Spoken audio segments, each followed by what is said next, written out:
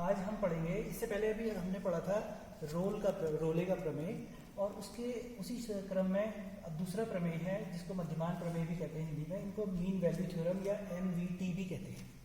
तो मध्यमान प्रमेय इस प्रकार से परिभाषित होता है, यदि हमारे पास कोई फलन दिया है y बराबर fx, कोई वास्तविक मान फलन है, पहले की तरह ये भी वास्तविक मान फलन है,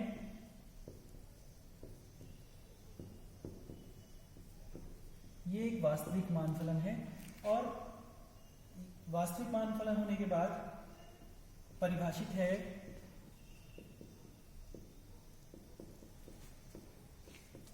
ये बंद अंतराल में AB में परिभाषित होता है। बंद अंतराल AB में परिभाषित है। वास्तविक मान फलन मैंने आपको बताया भी था पिछली बार कि इसका जो परास है और परिसर है दोनों वास्तविक संख्याएं होती हैं, और इस प्रकार है सच दैट ये फलन ऐसे डिफाइन है कि परिभाषित इस प्रकार है कि नंबर 1 ये फलन f संतत है, f संतत फलन है बंद अंतराल AB पर। नंबर 2 f अवकलनीय है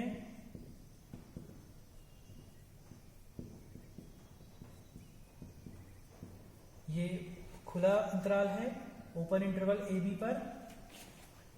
अगर ये दो कंडीशन सेटिस्फाई होती हैं तो डियर एग्जिस्ट, तब उस दशा पे एक C आपके पास मिलेगा। आपको C एक संख्या है, वास्तविक संख्या है, जो इस इंटरवल के बीच में मिलेगी, ओपन इंटरवल के बीच में। ये खुले अंतराल के बीच में आपको ये AC संख्या मिल जाएगी। इसका ज्योमेट्रिकल इंटरप्रिटेशन अभी हम देखेंगे।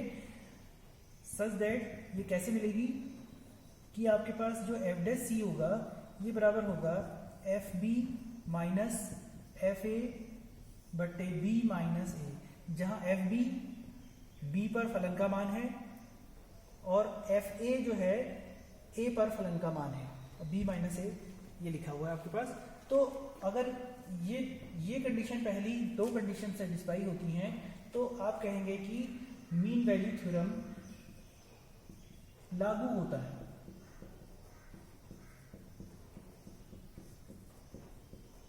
ये लागू होता है। और अगर ये कंडीशन सेटिस्फाई होती है, ये जो आपने C यहां से निकाला है, इस C को निकालने के बाद अगर ये C इस खुले अंतराल के बीच में स्थित होता है तो ये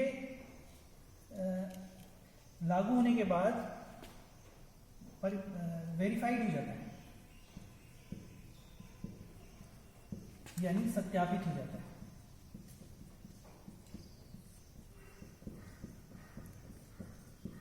तो हम पिछली बार जो हमने रोल्स थ्योरम के लिए हमने प्रश्न किए थे, तो प्रश्न आपको इस प्रकार से मिलते हैं कि आपको कोई फलन दे दिया जाएगा और फलन देने के बाद आपसे कहेंगे कि सत्यापित करो इस फलन के लिए और इस अंतराल के लिए ये मीन वैल्यू थ्योरम या मध्यमान प्रमेय सत्यापित होता है।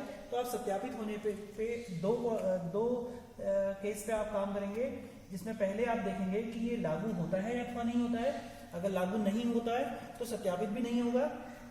यदि अगर लागू होता है उसके बाद हम एक C निकालेंगे, जो फंक्शन दिया है इसको अवकलन करेंगे x के सापेक्ष, उस पर C का मान C लिखेंगे और इस तरीके से हम ये वैल्यू निकालेंगे जिससे कि C का मान निकल जाएगा। और हम देखेंगे C का मान इस ओपन इंटरवल AB के बीच में अगर मान प्राप्त होता है तो ये वेरीफाइड होता है अर्थात सत्यापित होता है। तो हम इसको इस प्रकार से लिखेंगे। जो हमने अब मान लेते हैं कोई एक फलन हमने बनाया, y बराबर fx हमारे पास एक फलन है, ये इस प्रकार से इसका वक्र प्राप्त होता है। और हमें जो इंटरवल आपको परिभाषित था, ये फलन मान लीजिए इतने में परिभाषित है और इतने फलन के अंतराल पे हमने चेक करना है कि ये मीन वैल्यू थ्योरम केवल यहाँ पर लागू होता है अथवा नहीं होता है।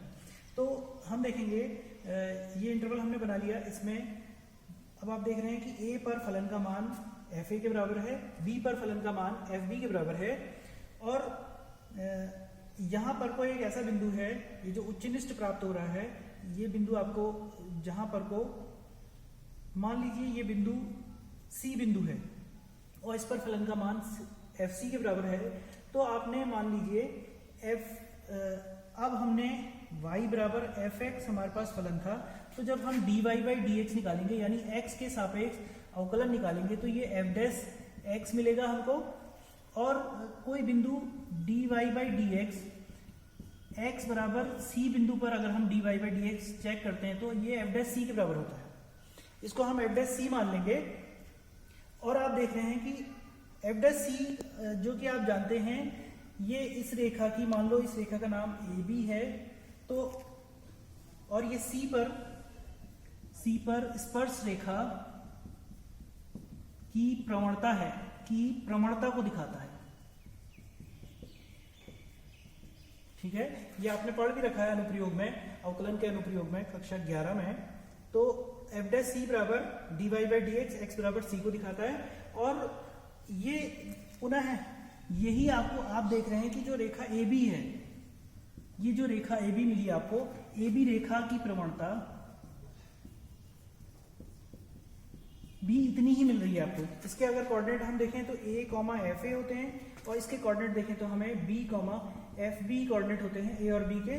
तो आप जानते हैं m बराबर आप y2 माइनस y1 बट्टे x2 माइनस x1 के सूत्र के हिसाब से अगर आप देखें तो इस रेखा की प्रवणता y2 यानी F B minus F A बट्टे बी माइनस ए, x2 माइनस x1 के हिसाब से ये इसकी प्रवणता हो जाती है। अर्थात इस रेखा की प्रवणता और इस रेखा की प्रवणता, जो स्पर्श रेखा है बिंदु P पर स्पर्श रेखा जो है, इन दोनों की प्रवणता बराबर होती है। यही आपका मीन वैल्यू थ्योरम कहलाता है।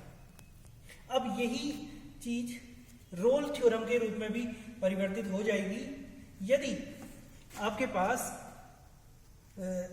अगर हमने ये प्रवणता एफ बी, यदि आपके पास एफ बी बराबर एफ ए हो जाए, यानी ये और ये बराबर हो जाएंगे आपके, यदि ये बिंदु यहां होगा, बी बिंदु हमारा इधर ना होकर के इतनी दूरी पर होगा जितनी दूरी पर एफ ए हो, जैसे मान लो ये यहां होता, तो उस दशा पे F B minus F A ये दोनों घट के 0 हो जाते, और ये स्पर्श रेखा जो होती ये एक्स अक्ष के समांतर हो जाती, जिससे कि आपके पास एफ डैश सी का मान 0 के बराबर हो जाएगा। F B minus F A बराबर होने पर ये दोनों माइनस हो जाएंगे, तो ये एफ डैश सी बराबर 0 हो जाएगा, जो कि ये रोल्स थ्योरम की कंडीशन है, रोले के प्रमेय की कंडीशन है ये आपके पास। इसके लिए चित्र आपको इस प्रकार से बनेगा, यही वाला चित्र इस प्रकार से बन जाएगा कि ये आपका ए है, ये आपके बी है, तो आप देख रहे हैं ये डिस्टेंस बराबर है, तो यानी एफ ए और एफ बी आप देख रहे हैं ये दोनों लेंथ बराबर हो जाएगी।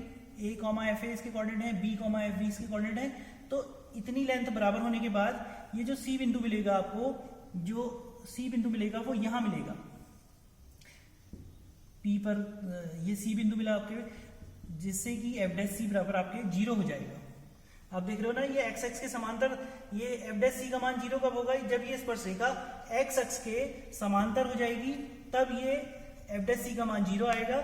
उस दशा पे आपके पास एफ बी बराबर एफ ए, रोल्स थ्योरम में एक कंडीशन और जुड़ जाती थी जिसे एफ बी बराबर एफ ए कहते थे, तो वो रोल्स थ्योरम की कंडीशन थी। फिलहाल हम रोल्स थ्योरम की कंडीशन इससे पहले पढ़ चुके हैं, ये मैंने केवल एक रिवीजन के लिए बताया है आपको। तो अभी हमारे पास केवल यही कंडीशन है कि हम मीन वैल्यू थ्योरम को अगर हमने प्रूव करना है तो हमें ये दो कंडीशन पहले चेक करके देखनी होगी। अगर ये दो कंडीशन वेरीफाई होती हैं, नहीं लागू होती हैं, तो हम ये देखेंगे कि एक सी बिंदु एक ऐसा स्थित है, मिलता है या नहीं मिलता, जो कि इस ओपन इंटरवल के बीच में है, कि जिससे कि एफ डैश सी का मान F B minus F A upon B minus A के बराबर होता है। ये इसका ज्योमेट्रिकल इंटरप्रिटेशन है।